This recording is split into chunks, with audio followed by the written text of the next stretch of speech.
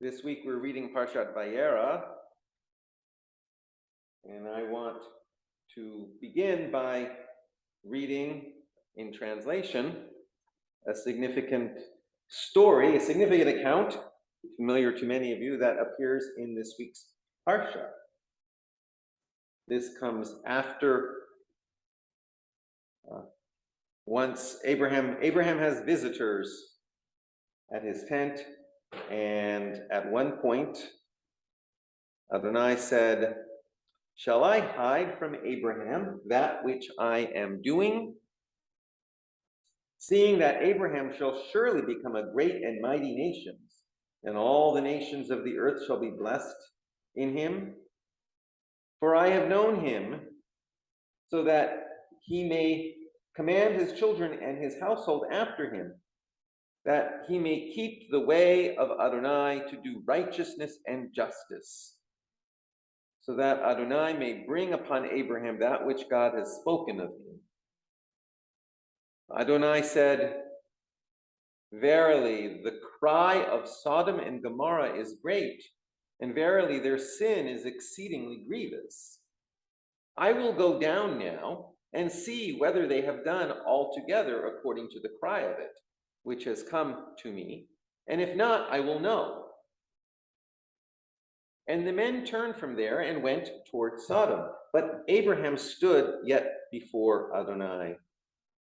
And Abraham drew near and said, "Will you indeed sweep away the righteous with the wicked?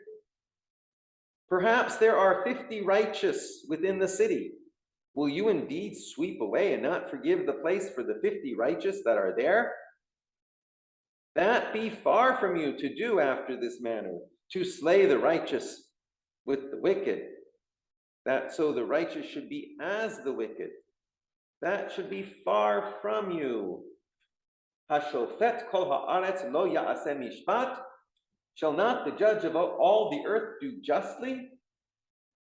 And Adonai said, "If I find in Sodom 50 righteous, then within the city, then I will forgive all the place for their sake." And Abraham answered and said, "Behold now, I have taken upon myself to speak to Adonai, I who am but dust and ashes. Suppose there shall lack 5 of the 50 righteous. Will you destroy all the city for lack of 5? And God said, "I will not destroy it if I find there 45. And Abraham spoke unto God yet again and said, "Perhaps there shall be 40 found there." And God said, "I will not do it for the sake of 40.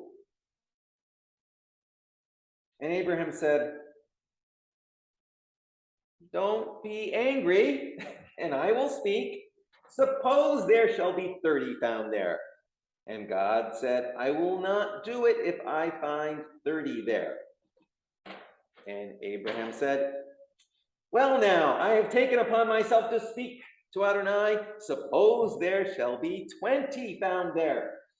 And God said, "I will not destroy it for the sake of 20. And Abraham said, "Let not Adonai be angry, and I'll speak just this once more. Suppose 10 shall be found there." And God said, "I will not destroy it for the sake of the 10. And Adonai went on God's way. As soon as God had left off speaking to Abraham, and Abraham returned to his place.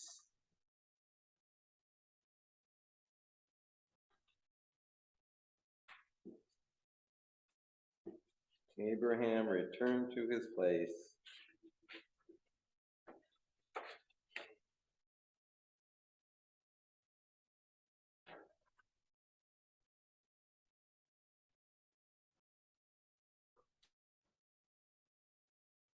I first want to begin by noting how appropriate it was that Larry read an extra piece in the Sidors along with the Shema this week. Yes, it was appropriate.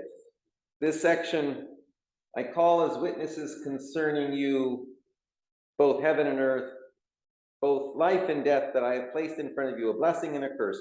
Choose life that you may live, you and your descendants, you and your seed. In the climate change conference in Egypt that's going on right now, Al Gore opened the conference with a speech, since he won the Nobel Prize for this cause, and he referenced that section, said, what we have before us is a choice. We have been placed before us, our traditions say, a choice between a blessing and a curse, life and death. Choose life. So that was appropriate. It was appropriate. Our Parsha this week, one of the verses I read, shall I hide from Abraham what I'm about to do? Ki yadativ leman asher yitzaveh et panav. For I have known him so that he may command his children and his household after him. The word is yada, for I have known him. There's a lot of passion in the word yada, yoda, in Hebrew when it's used in that way. So Hasidic teachers say, for I have lovingly known him, so that he may yitzaveh, he may command. But Hasidim also point out that mitzaveh has some similarity to tzavta, connection. A mitzvah is a connection between heaven and earth. For I have lovingly known Abraham, so that he may link his children and his household after him, that they may keep the way of Adonai, to do justice and righteousness. To do justice and righteousness. Tzedek, mishpat v'tzedek.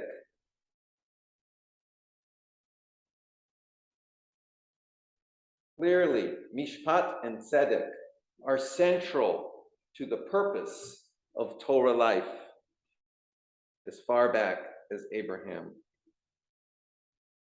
At a moment when the entire concept, premise, and possibility of justice in the world seems challenged, Abraham stands up and argues for the sake of tzedek and mishpat, for the sake of justice and righteousness.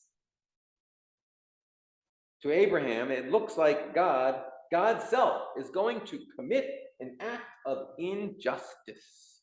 Are you going to slay the righteous along with the wicked? Far be it from you. Hashofet kol haaretz lo yaseh mishpat. Shall not the judge of all the earth do justly? So Abraham argues, confronting God, until at the end, Abraham shav limkomo, he returned to his place, which the rabbis interpret not merely as Abraham went home, but he returned to his place of humility. Is this a model for us somehow? Abraham, after all, is considered by tradition to be the father of us all. Abraham Avinu, Abraham our father or patriarch, is considered to be the first Jew. It is surmised that he knew all of the commandments of the Torah long before even the events of Sinai. And in this section of the Parsha, it said that God knows him in order that he can command or link his descendants to the cause of righteousness and justice. He is called to bring to us, his spiritual descendants, a way of righteousness and justice.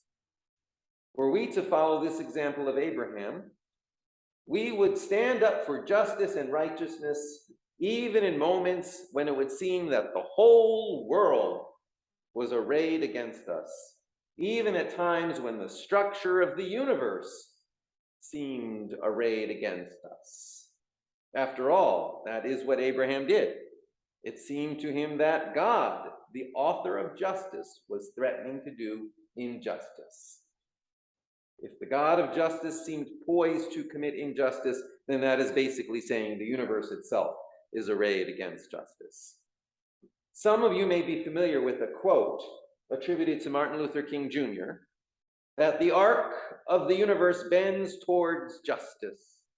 It may be a long arc, but it bends towards justice. I reference this at times to inmates in the prison when I say to them that, in keeping with the teaching of Martin Luther King, the arc of even this place, the prison, bends towards justice, even though at any given moment it can go wildly in any other direction. But you need patience to take the long term. Patience, commitment to righteousness, and trust in a long-term view, all of which together can be called faith and faithfulness. To remember that the arc of the universe bends towards justice, and to remember to let that inform the way we respond. This week, we saw elections here held all over the United States under conditions in which much was at stake. Judging from the results, we can take comfort in knowing that we are not the only ones opposed to Christian nationalism. But Christian nationalism still is a powerful force with much support in society, so we must remain involved, active, and vigilant. The week before, we saw elections in the state of Israel, and the results seem to be that Israel has elected an extreme right-wing government, one which affirms a combination of chauvinistic nationalism and ultra-Orthodox fundamentalism, a government which may well be opposed to a two-state solution, unconcerned about civil rights for Arab citizens of the state, opposed to human rights of Palestinians, opposed to religious pluralism and any acceptance of liberal Judaism within Israel, opposed to the rights of LGBTQ people, and unconcerned about the relationship between Israel and the American Jewish community. And yet, for all of that, we need to note that the margin of difference in the popular vote was very narrow. Israel is a polarized society, much like the United States, and just about half of the people of Israel view the world as we do and agree with our values, much more so than the values of this potential new government. We need to keep that in mind when we form our own response to this new Israeli political situation. Far be it from us to abandon those Israeli citizens who are engaged in a fight for justice on their own behalf and on our behalf as well.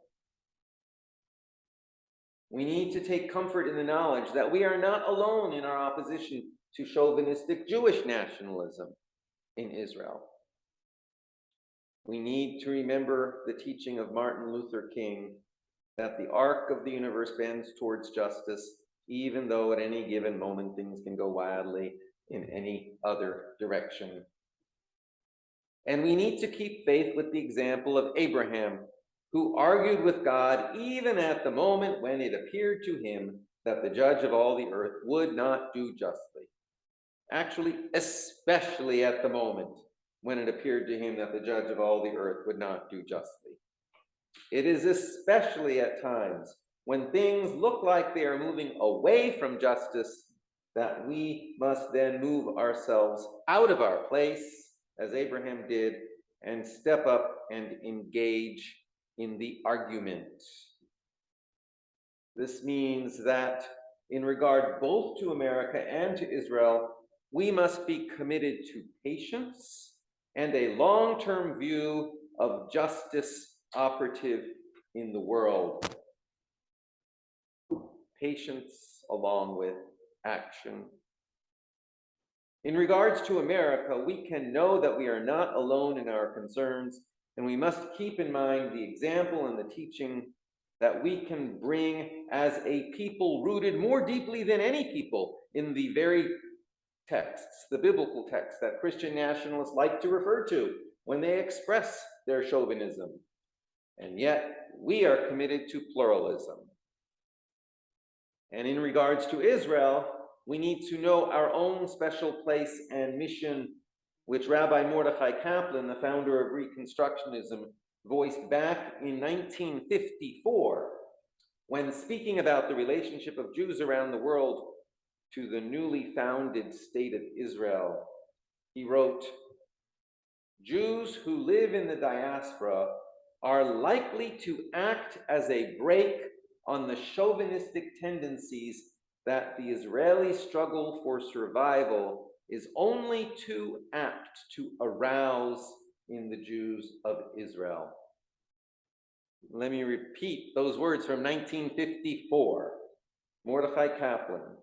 Jews who live in the diaspora are likely to act as a brake on the chauvinistic tendencies that the Israeli struggle for survival is only too apt to arouse in the Jews of Israel. We can find comfort in the knowledge that we are not alone in our resistance to chauvinistic Jewish nationalism in Israel, and we need to find understanding that in many ways, for many of the Israelis in the middle, much of this grows out of fear and frustration resulting from the ongoing struggle for survival that they never wished upon themselves or those around them. We must not abandon our people who are living in the midst of these struggles, but instead we must determine to become even more engaged to the extent that we can. Well, this is not anything that we can do alone, and in fact, it must be done in partnership with others here in America and with others in Israel. The primary thing we can do is build up ourselves as a stronger community and build relationships between ourselves and others who share our concerns.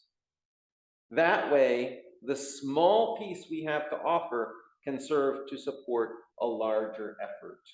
This is true both for the struggle in Israel and the struggle in America. More than any other thing, what we need to do is build relationship between ourselves and others engaged in the work. But we already are in these partnerships, or close to them. Regarding Christian nationalism in America, we already have connections to Interfaith Alliance in Washington, D.C. I've worked with them. Others here have worked with them. And we have connections potentially to Power Interfaith, a group which wants to work with us. Regarding Jewish nationalism in Israel, we are already members of Reconstructing Judaism, and through their affiliation, members of the Progressive Israel Network. All that remains for us is to begin to engage with these partners, which admittedly is a big step for many of us who are already so busy. But if we look back at the example of Abraham, who took on this argument, we see that this argument itself was not even the first step or even the basic step he started with. He only got into this argument by being himself in relationship with others. We read at the beginning of the Parsha that Abraham was sitting by the entrance to his tent. He was sitting by the entrance to his tent in the heat of the day when God visited him in the form of what seems to have been 3 men, 3 angels, 3 divine beings. It's a little unclear. Rashi, the medieval commentator, says that these were angels, and each angel comes only for one purpose. So there were 3 purposes here: to announce the birth of Isaac, to announce the birth of Isaac, to destroy Sodom, and to rescue Lot. So that needed 3 angels. That's what how Rashi explains it. But we see here that Abraham sees these three men coming towards him, and he rushes out to invite them into his camp. Why? Because that's what he does. Because that's who he is. He was being himself. He engages in hospitality. And through that, he builds relationship. And through that, he then learns what is about to happen to these nearby cities. And because he is who he is, he responds with the one thing he thinks he can do. He argues. If nothing else, that is the example we need to learn tonight from this story of Abraham. We need to be more ourselves, and we need to build more relationship on the basis of who we are ourselves. And when I started to think to myself, what do we need to do in order to be more ourselves as Temple Beth Shalom, as a Temple Beth Shalom community, I thought of two things. We need to grow, and we need to teach. Grow and teach. And when I started to think to myself, in what ways do we need to grow, and what is it that we need to teach? Well, then I realized I was starting to enter into a second sermon, and you don't want to hear a second sermon. But I did think this growing in at least two ways, widely and deeply. Widely means growing, attracting people to ourselves, but deeply means finding out within ourselves what it is we want to grow into. What are the values that inform the growth we want to see? And about teaching, perhaps we could start by studying together and identifying and naming a little more closely what it is we have to teach. But I want to conclude with a reminder of the Ushpizin of values I spoke of last month. What's Ushpizin? Ushpizin is this practice of inviting guests into our sukkah. And there is a practice of inviting symbolic guests into the sukkah. It's an act of hospitality, and hospitality is one of the things that this congregation values. And we have a set of symbolic guests that we have invited into our sukkah over the past few years, whose biographies, it has seemed to me, suggest a set of values that help define our communal personality and teaching. Values that if we emphasize for ourselves in partnership with others, we may find ways to be more ourselves. And those values are, and those values in those people and those personalities, briefly, just as a reminder, the scientific and rational explorations of Albert Einstein, the artistic expression and sensibilities of Leonard Bernstein, the universalistic humanitarian social ethic of Emma Lazarus, the commitment to education and Jewish learning of Rebecca Gratz, the commitment to exploration and expanding horizons of knowledge of Judith Resnick, the athleticism and pioneering social courage of Hank Greenberg, and the loving community and people focus of Shani and Saul Rosner. If we keep to these values and life examples, we keep to these values and keep these life examples in mind, they can help us find ways to grow and to teach and to build relationships with like-minded partners so that we can become more ourselves in ways that do honor to the memory of Avraham Avinu and help his teaching of righteousness and justice to spread throughout the world. Shabbat Shalom.